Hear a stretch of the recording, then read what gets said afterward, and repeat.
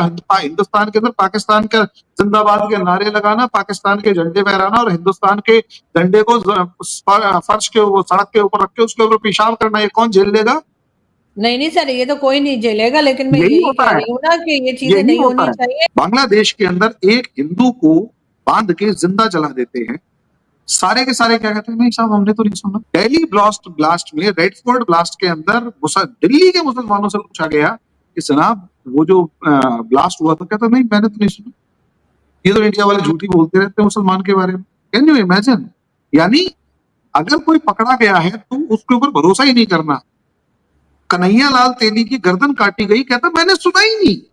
अभी आपको पता है इंडिया के अंदर जो साइंस है, बंगाल की जो सरकार है ममता बनर्जी, उसने साइंस एंड टेक्नोलॉजी पे कितना बजट दिया? मुश्किल से कुछ 100 करोड़ रुपए।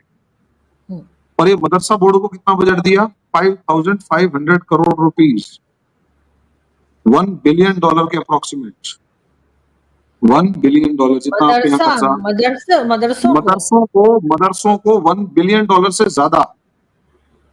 जबकि वो कोई साइंस नहीं पढ़ाएंगे, कोई टेक्नोलॉजी नहीं पढ़ाएंगे, कोई फॉरेन लैंग्वेज नहीं पढ़ाएंगे, कुछ नहीं पढ़ाएंगे, वो सिर्फ, और मदरसों के साथ साथ ये आपके बिल्डिंग्स और हज हाउस वगैरह।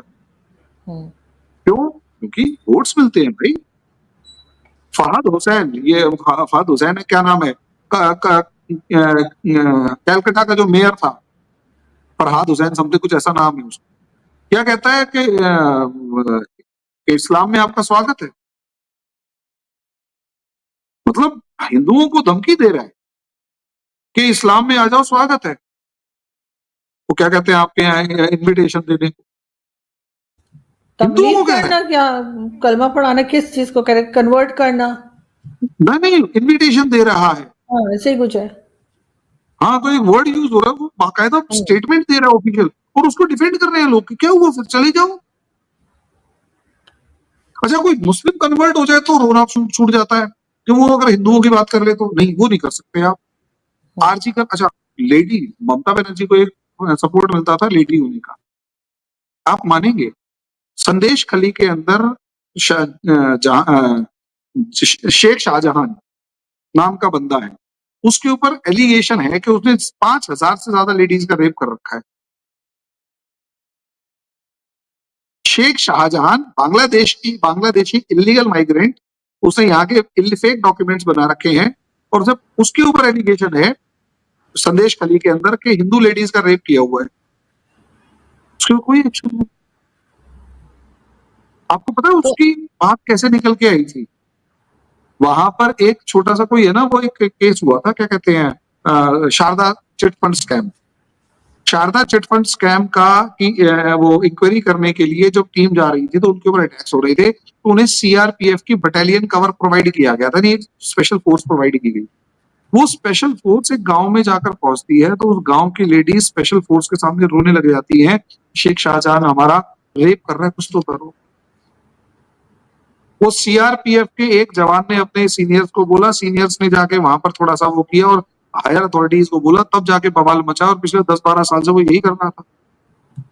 और कोई एफआईआर, आरजीकर मेडिकल कॉलेज के अंदर एक लड़की का रेप हो जाता है, उस रेप के अंदर जितने भी कल्प्रिट्स थे उन सबको बचा लिया जाता है ममता बनर्जी के द्वारा, और रेपिस्ट की जो मदर थी या फैमिली थी, उस रेप जो विक्टिम थी उसकी फैमिली को 10 लाख रुपए देके कहती है बस हो गया।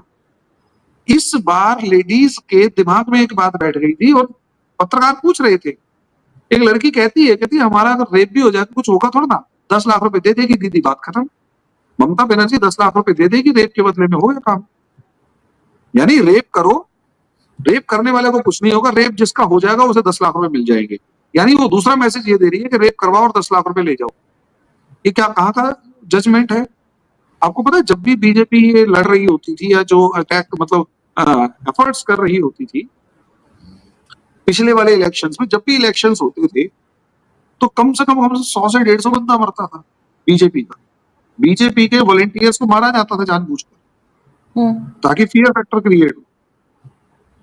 अब आप अंदाजा लगाइए, यहाँ ये बम्पर वोटिंग जो हुई है उसके पीछे का एक रीजन इलीगल जो वोटर्स थे, जो मतलब मिसकैरिएंट्स थे, उन सबको भगा दिया गया कि जेन्युइन वोटर जो होगा वही आएगा,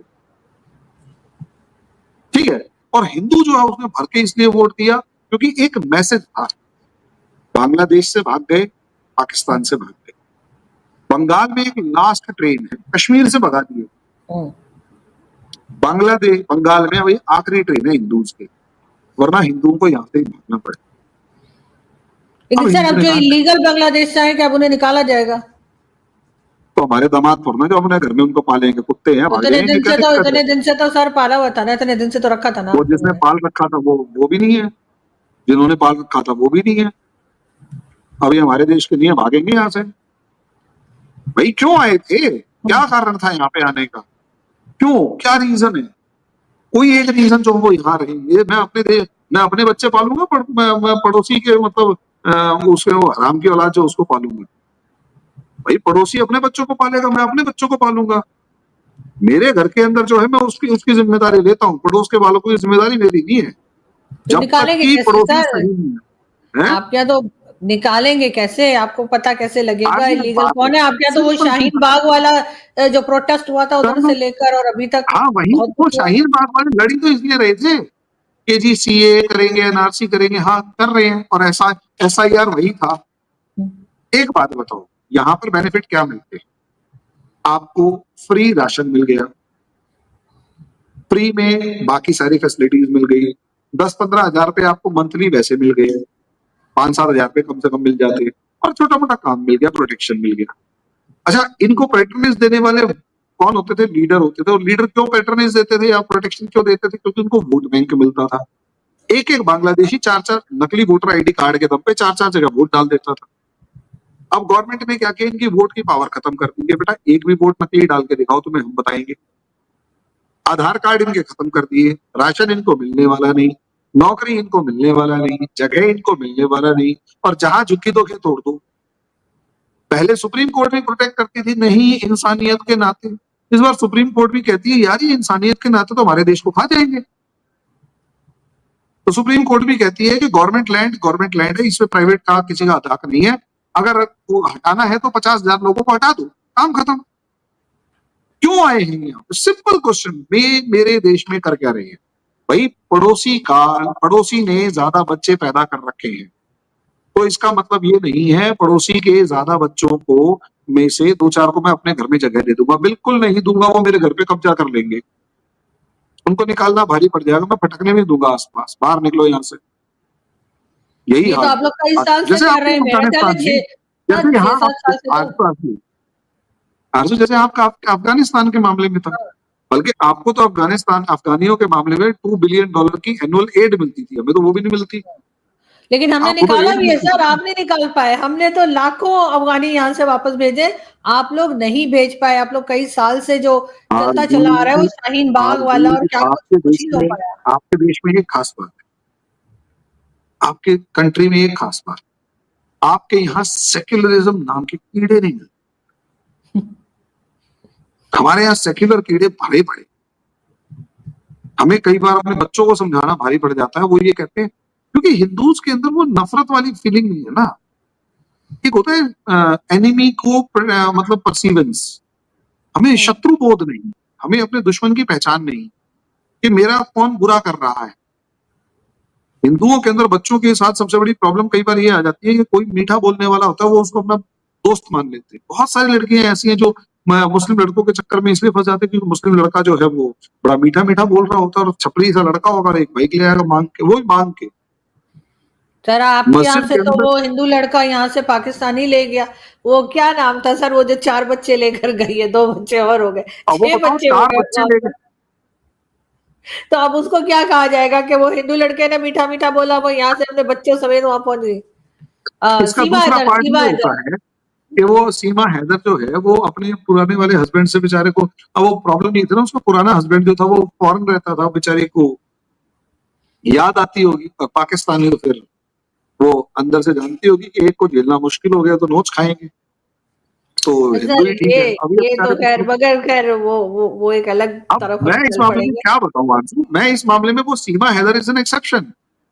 और यहाँ एक बात बताऊं, और आप लोगों ने निकाला भी नहीं, रखकर बैठे हुए। आप लोगों को अच्छे से पता है कि वो पाकिस्तानी है, अगर अच्छे से पता है तो आप लोग फिर भी रख के बैठे हुए, आपने उसको डिपोर्ट किया ही नहीं। देखिए उसने शादी कर ली है और एक प्रोसेस है, कोर्ट सर में शायद किसी केस भी की। रिलीजन में शादी पे शादी नहीं होती, कोर्ट किसी भी में रिलीजन में नहीं होती, पहला वाला छोड़ना ही पड़ता है। क्या? फीमेल तो नहीं कर सकती, फीमेल किसी भी रिलीजन में फीमेल कम तो से मैं कम वही शादी तो पे चीज कह शादी रहा हूँ, नहीं कर मामला सकती। कोर्ट में है। हमारे यहाँ उसका कोर्ट में, वो हमारे तो सर यहाँ वही सनी ये देओल वाला तारीख पे सीमा तारीख, हैदर वाले तारीख पे मामले में तारीख, कोर्ट तारीख पे डिसाइड कर तारीख, रही है। वही चल रहा है। कोर्ट जिस डिसाइड, तरीके अरे सुनो तो सही, कोर्ट डिसाइड कर रही है, और वो तारीख पे तारीख के नाम पे दो और पैदा हो गई हैं तो ठीक है यार, उनको भी देख लिया जाएगा। अच्छा खास बात बताऊं, अगर कोर्ट ने एक बार ये डिसाइड कर लिया ना कि ये जो मामला है ये सही नहीं है और ये सीमा हैदर जो है वो इलीगल है, आई कैन गारंटी थोड़े टाइम रुक जाओ, उसके बाद बताए क्या होगा? उसके बाद ये होगा कि सीमा हैदर लाई तो थी 4, ले जाए